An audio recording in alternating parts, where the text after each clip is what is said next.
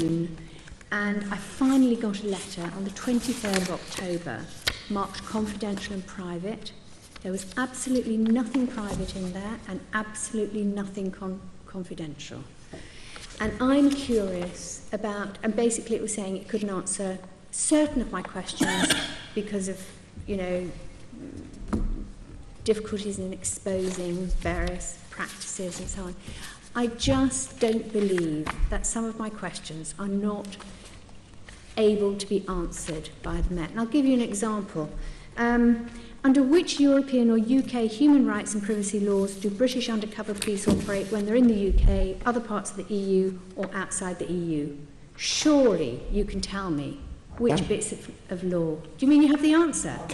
Supervision of UK under office.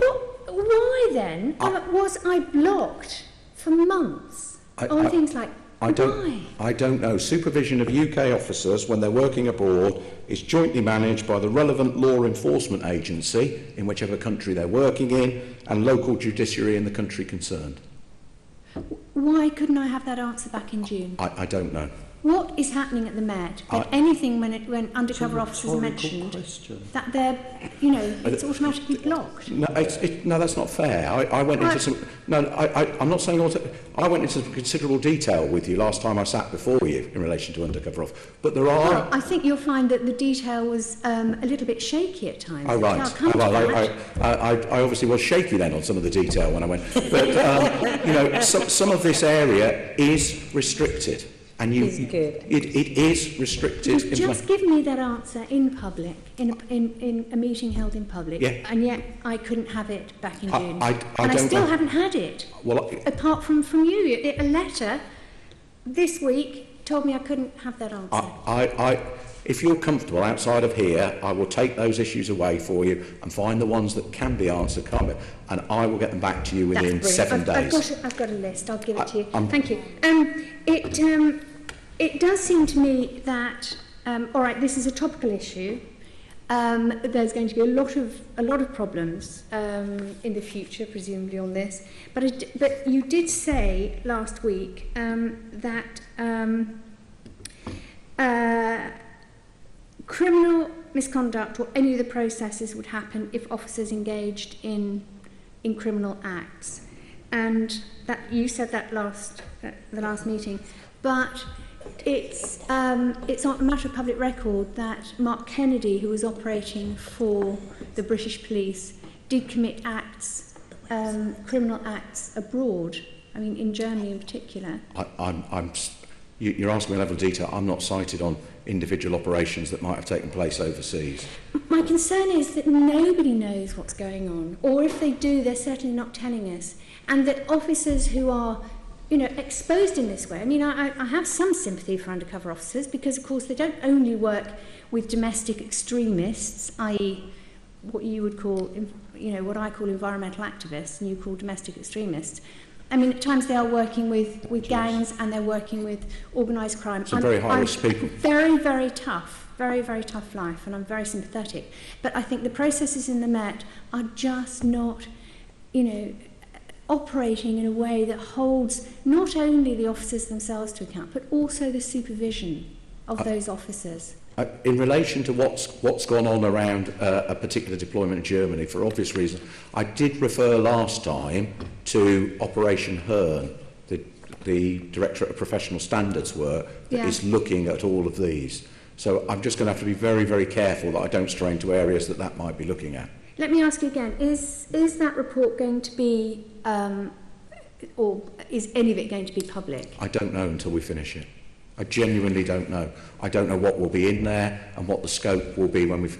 So there may be things that are perfectly acceptable to put in the public domain. There may be other parts of that, exactly for the reasons you've alluded to, around particular operations that cannot be. Okay. When will you tell us, will you come back and tell us as soon as that report... Yes. You've seen that report, whether or not you can tell us, if you can tell us anything about it? Yes.